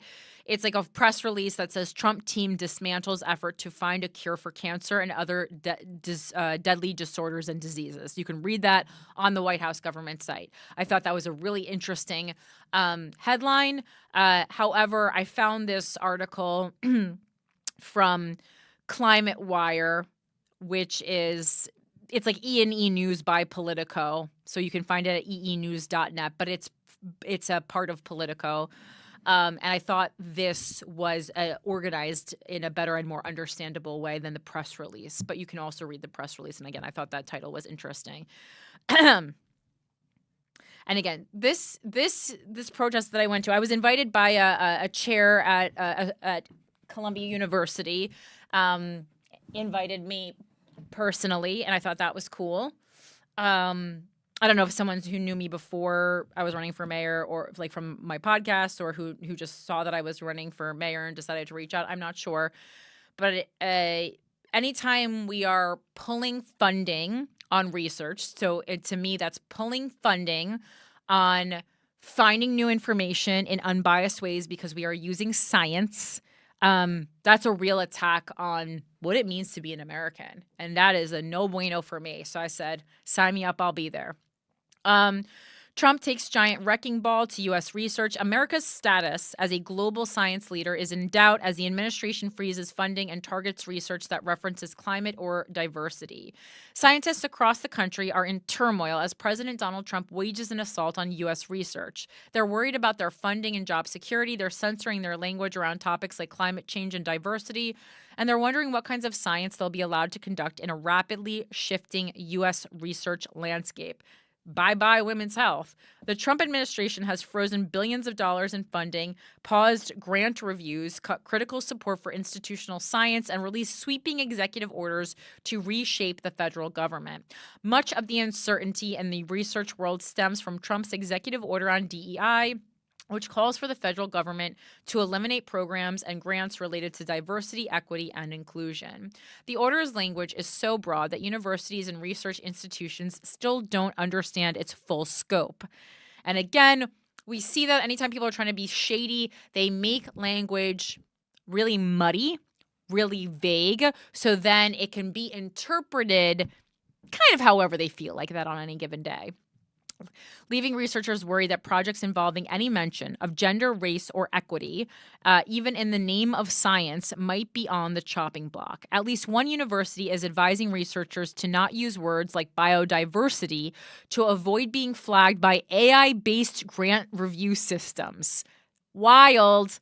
It's clear that you can't be a researcher or scientist in the U.S. anymore, especially if focused on science, equity, climate, etc., said one university researcher in a message to Politico's E&E News. Researchers who spoke with E&E News expressed fears that the U.S. is losing its status as a global science leader. Most declined to be named, citing concerns about loss of funding and professional retaliation. These aren't just scientists who work for the federal government, where billionaire Elon Musk's efforts to gut agencies from NOAA to EPA have thrown federal research into limbo. The turmoil extends to the country's vast network of universities and other research institutes, where the threats to federal funding awards, which provide much of their research support, are raising existential questions about the future of U.S. science. There is no question that the financial implications are significant, said University of Hawaii President Wendy Hensel in a special address to the institution's campuses on February 6th. Notably, however, the executive orders do not define what DEIA or environmental justice means, and this fact has been noted in several lawsuits that have been filed. One of the biggest blows to research universities came in the form of a February 7th announcement from the National Institutes of Health indicating that the agency would cut billions of dollars in funding for research-related administrative costs, which experts have described as critical support for institutional science, including medical research.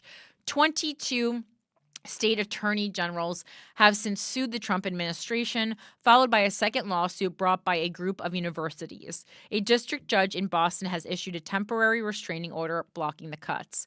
Contrary to the hysteria, redirecting billions of allocated NIH spending away from opaque administrative expenses means there will be more money and resources available for legitimate scientific research, not less, said Kush Desai, White House Deputy Press Secretary, in an email to E&E News. But if the cuts are upheld in court, they will blow a huge hole in the financial ecosystem from research universities, John Aubrey Douglas, a senior research fellow at the Center for Studies in Higher Education at the University of California, Berkeley, said in an email. It's likely that other science-supporting agencies like the National Science Foundation or the Department of Energy would then follow suit with major funding cuts of their own, he added. If those shoes drop, the future of U.S. science would take a big hit, he said. Higher ed is not safe. Federal courts have tried to stymie some of Trump's efforts. After the Office of Management and Budget announced a sweeping freeze on federal aid, federal courts ordered the administration to lift the freeze. But states, nonprofits, and other organizations have accused the administration of continuing to freeze some grants in defiance of the court orders. Trump has also issued an executive order that calls for the termination of the Green New Deal and aims to boost fossil fuels. It directs agencies to pause funding from the 2022 climate law, known as the Inflation Reduction Act, and the 2021 bipartisan infrastructure law, as well as review other grants and loans to ensure they comply with the order. Last month, science agencies, including the National Institutes of Health and the National Science Foundation, temporarily paused the review panels they used to evaluate grant proposals from researchers, citing the need to ensure compliance with the new administration's orders.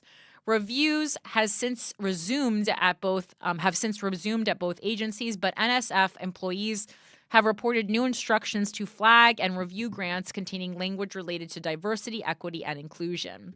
Most recently, scientists across the country were alarmed to find their research projects listed in a database released last week by Senator Ted Cruz, identifying more than 3,400 NSF-funded grants he described as questionable projects that promoted diversity, equity, and inclusion, or advanced neo-Marxist class warfare propaganda. The spreadsheet broadly groups the grants into 5 categories based on their subject matter, comprising gender, race, environmental justice, social justice, and status, which refers to grants focusing on underrepresented or disadvantaged populations. The same database underpinned an October report released by Cruz suggesting that the NSF has increasingly funded research and programs that color scientific investigation and engagement projects through the lens of political ideology.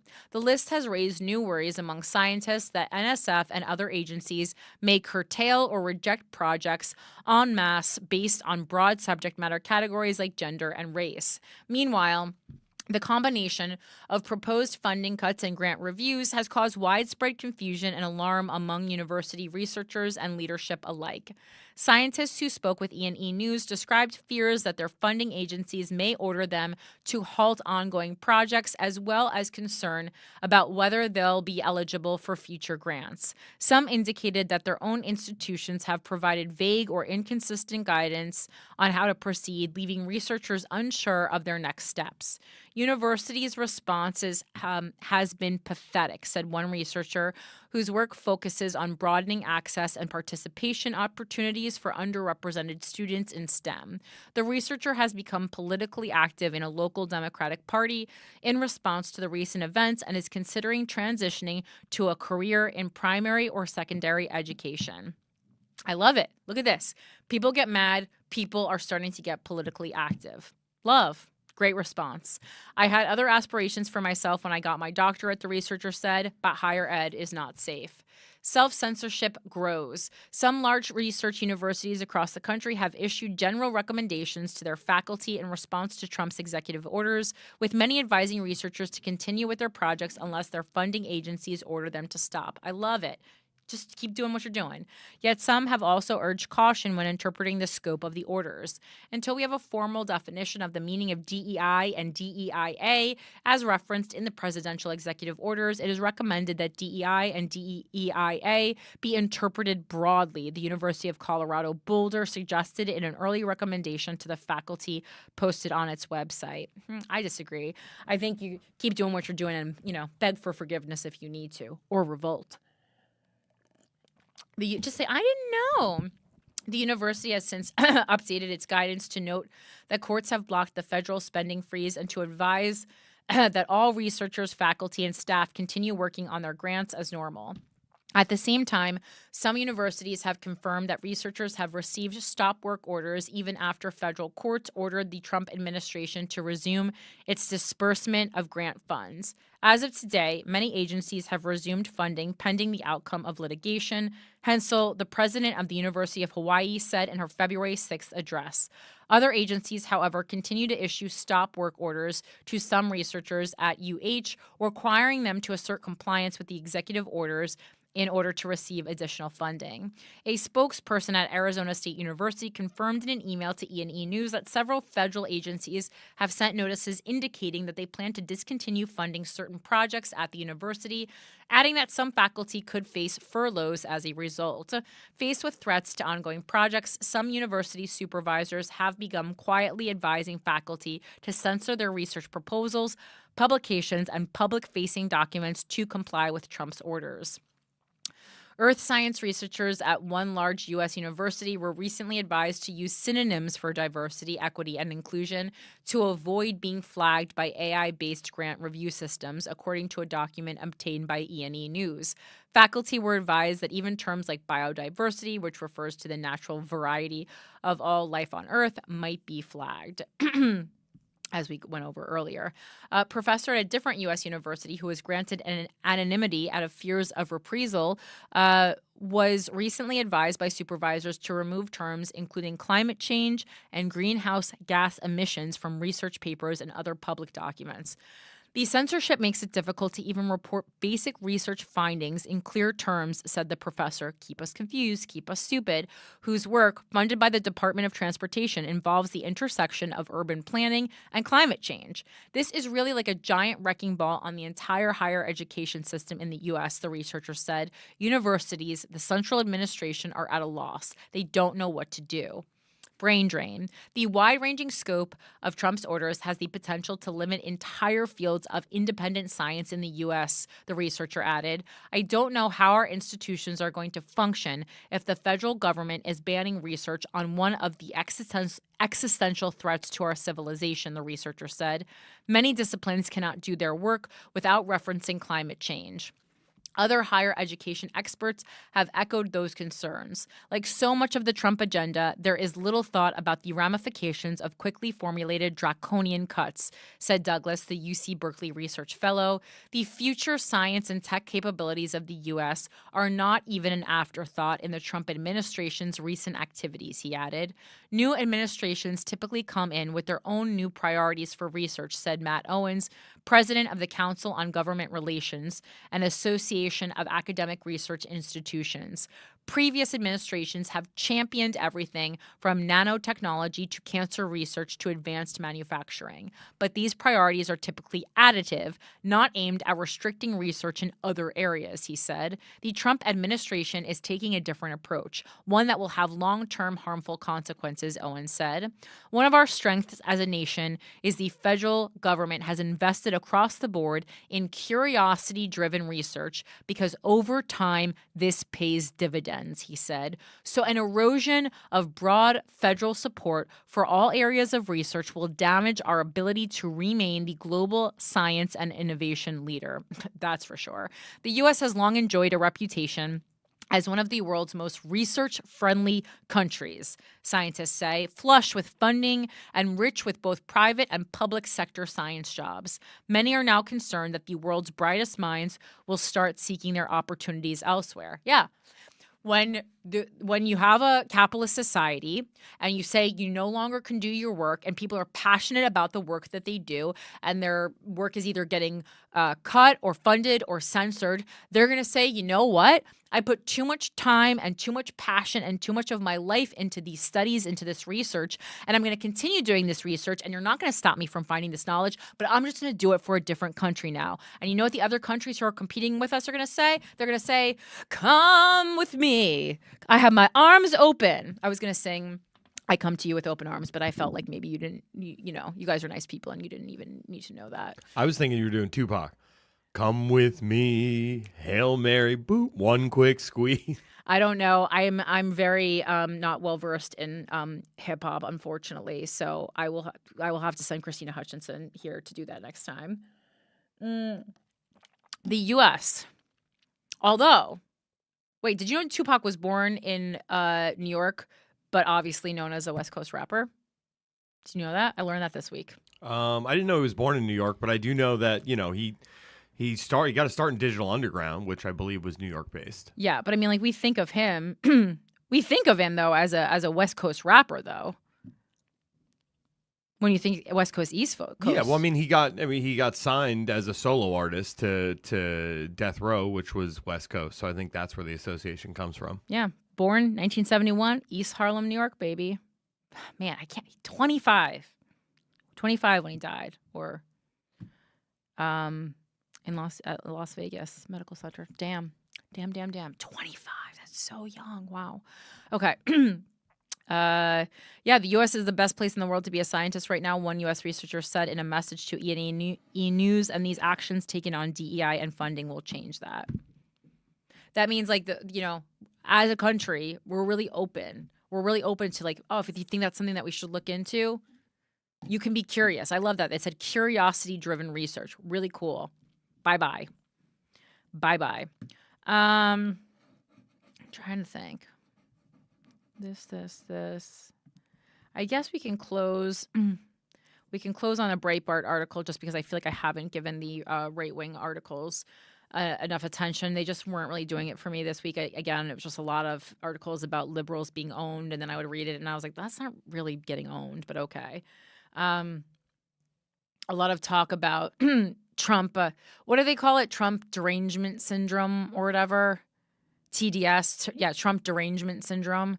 People on the internet, anytime you bring up anything about being unhappy with things that Trump are doing, people will be like, TDS, and it just stands for Trump derangement syndrome, which is like, I understand what they're referencing. They're referencing the hysteria of the left, and I don't even disagree that there is a lot of unnecessary and, well, not even unnecessary, unhelpful hysteria on the left, I'll call it. It's unhelpful because a lot of times the people who are being hysterical are not even people who are being directly affected by the policies. It's like, again, I'll say it, I've said it before, I'll say it again. If you're not one of the people being directly affected by the policies, instead of getting fucking hysterical about it, go and help the people who are. That is your privilege. Help the fucking people who are being directly affected by the policies. Don't go on Instagram and freak out about it. Help those people. On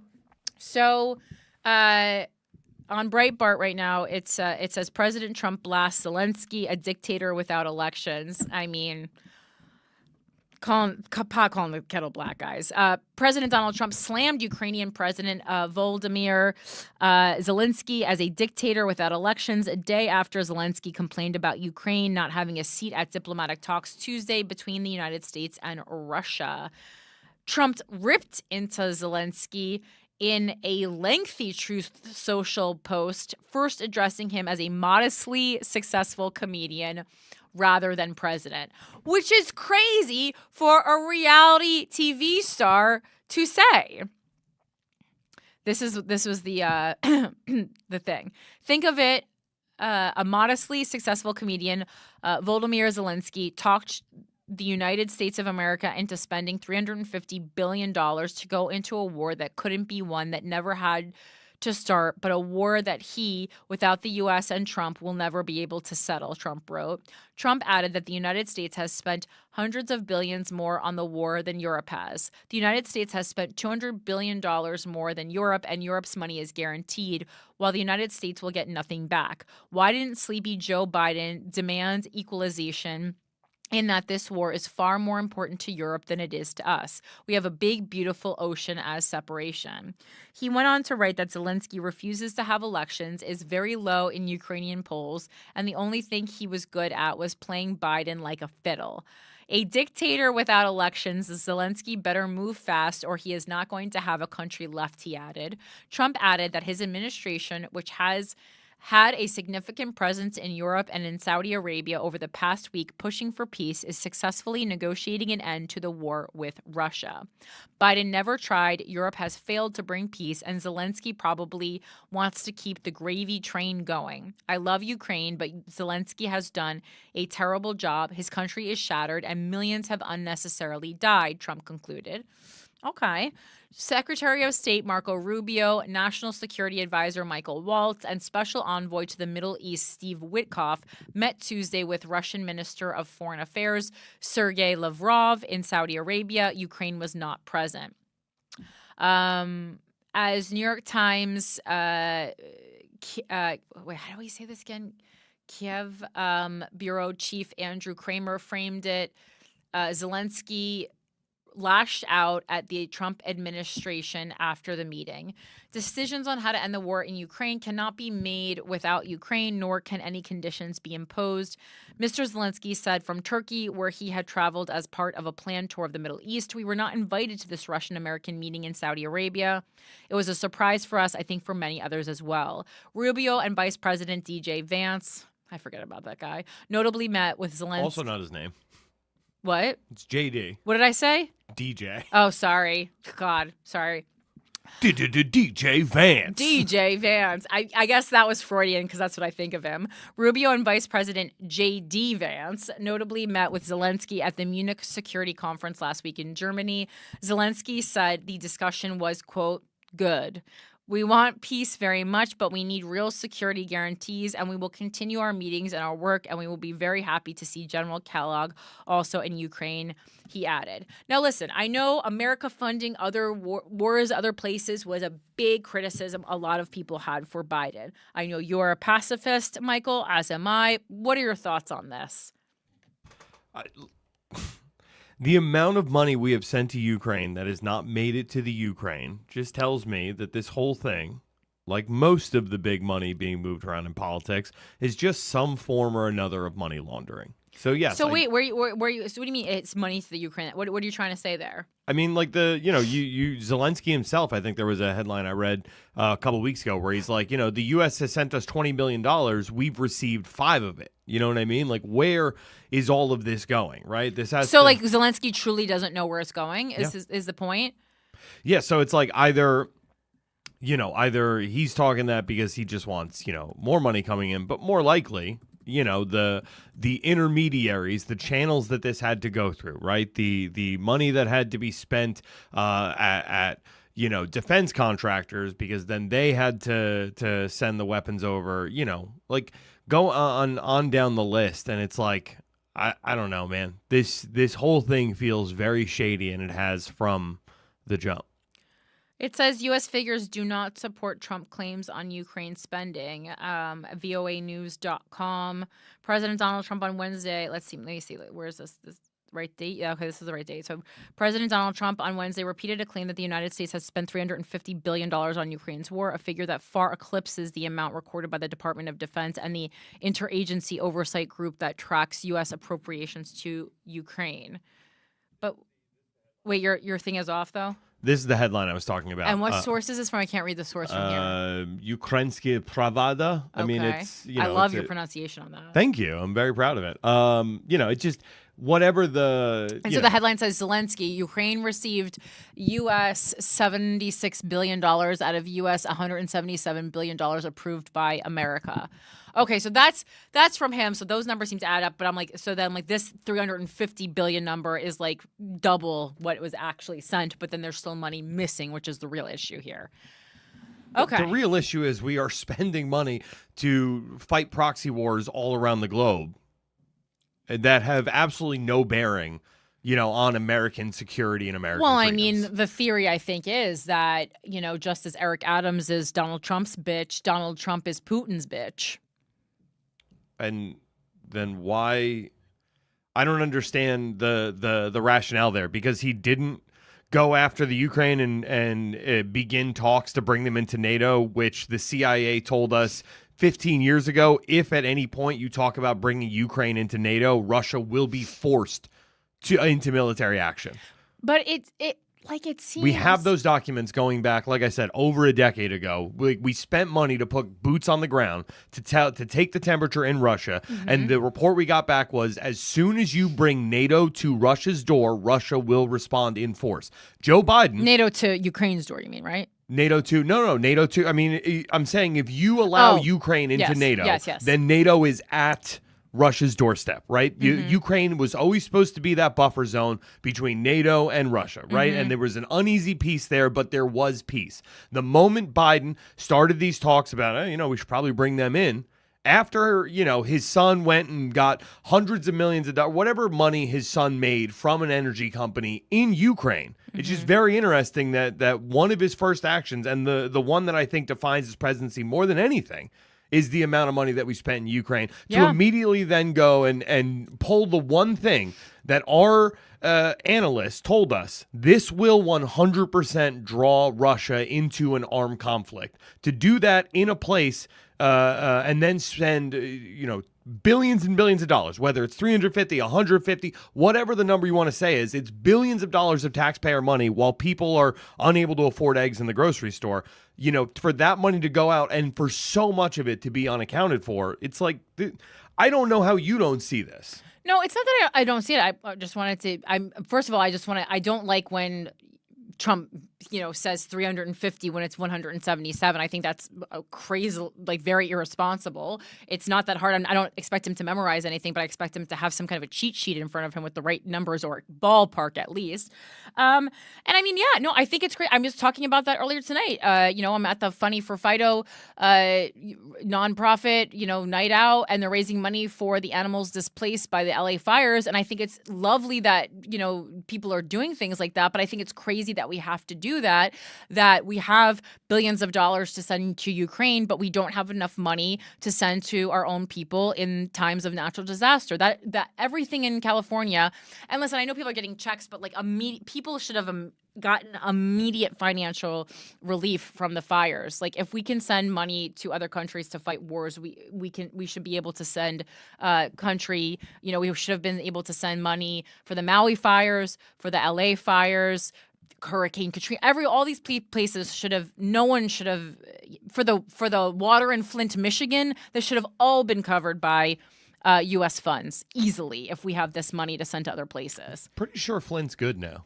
It took forever, and they weren't reporting on for a long time, but I was just bringing up something that went on absolute, like way, way, way longer than it needed to. I think it was good, but like I still remember on this show, and the show's only been on the air for 5-6 years. On this show, we had discussed how the water was still a problem in Flint years ago. All right. But yes, I think it is good now. I think you're right. All right. Well, that's our show for today. I'm going to go record the exclusive bonus news story for our patrons. I want to say patrons. If you want to sign up, it's patreon.com/withoutaCountry. And thank you. I feel like yucky asking for money. I don't feel yucky because I believe in the cause, but it's just like uncomfortable consistently asking for money. And more people than ever have been joining the Patreon and have been donating to my campaign at CorinneFisher.com. So again, thank you so much. I really there's so many reasons why I want this to be a grassroots campaign. Number one, because it's just cooler. Yeah, this is a campaign for the people. I don't need your fucking dirty ass special favor group interest money.